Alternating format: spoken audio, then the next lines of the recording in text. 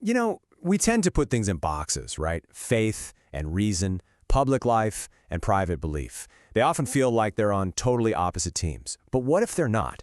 Today, we're going to dive into a pretty radical idea for how theology could actually rejoin the public conversation, especially when it comes to something that affects every single one of us, education. So let's just ask it straight up. Is theology irrelevant? I mean, for a lot of people, it seems like something left over from a different time, a personal belief system that doesn't really have much to say about today's big problems. But is that the whole story? Or have we just been framing its role all wrong? A lot of that feeling of irrelevance really comes from this massive split in our culture, doesn't it? The split between public, rational, everybody knowledge, and private, personal, faith-based belief. But what if there was a way to actually build a bridge over that gap? To really get a handle on the solution, we've got to start with the problem. And the problem is how faith got separated from our shared public lives in the first place. So here's the setup. On one side, you have secular knowledge. We see it as rational, universal, and public. But on the other side, you've got a kind of theology that has become, well, apologetic. And that just means it's mostly focused on defending a set of beliefs that you can't question. And you can see how that posture pretty much guarantees conflict, not a conversation. So how in the world did we get here? This split between faith and reason didn't just happen overnight. It actually has some really deep roots in philosophy. If you trace it back, you see philosophers like Descartes basically splitting the world in two. The external, scientific world over here, and our internal world of thoughts and beliefs over there. Then guys like John Locke came along and said, hey, to keep the peace, let's just keep faith private. The Enlightenment really cemented this, making reason king and pushing religion into this very personal, emotional space. And honestly, those ideas are still shaping how we think today. This whole historical trend really nurtured a mindset in theology called foundationalism. Now, the big idea here is that your whole system of belief has to be built on a set of core truths that are totally untouchable, unquestionable. And this gives us a really powerful metaphor to work with. Think of knowledge as a building, a fortress even. It feels solid, secure, built on a rigid foundation, right? But the problem is, it's also completely isolated from all the other buildings of knowledge, like science or art. It just stands there, all by itself, and a lot of the time, it's on the defensive. But what if that building model isn't the only game in town? What if it's not the only way to think about knowledge?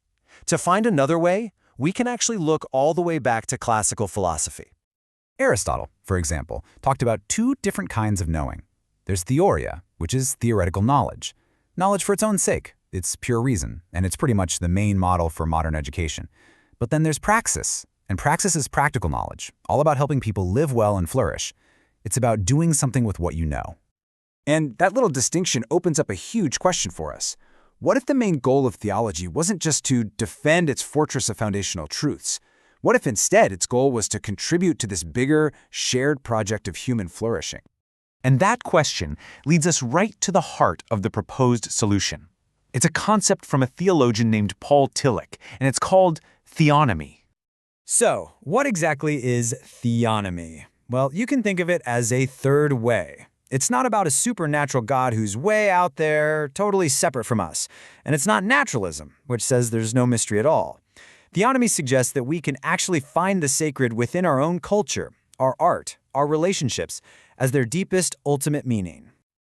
So, this idea plays out in three moves. First, you move past the idea of a distant God in the sky. Second, you move past the idea that the physical world is all there is. And third, you start to see that ultimate meaning, that transcendence, shining through the ordinary stuff of life. Okay, I know, that sounds pretty abstract, but how would it actually work in the real world? How does theology make that shift from being defensive to being a real partner in the conversation? The first step, and this is absolutely crucial, is that theology has to give up its role as the judge. It can't be the one that has the final say on what's true for science or for history or for psychology. It has to step down from the judge's bench and actually join the conversation. So instead of judging, theology can engage in what's called acculturation. And this isn't about one side trying to convert the other. It's a mutual process. It's where two different cultures, in this case theological thinking and secular thinking, meet, interact, and are both genuinely changed by the experience. And this idea completely flips our first metaphor on its head.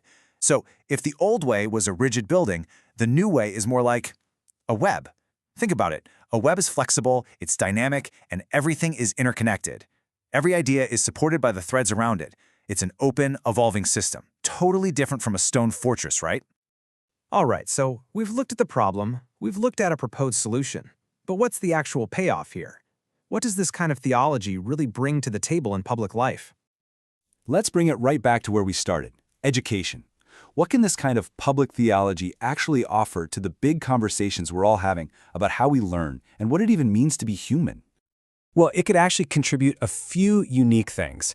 It can bring in a richer kind of reasoning, thinking about the very nature of being, not just how to solve a technical problem. It can seriously enrich our discussions on what human flourishing looks like. It can be a genuine partner, not a judge, and it can help us see the deep connections between our culture and our ultimate values. And this whole approach really leaves us with a pretty profound final question.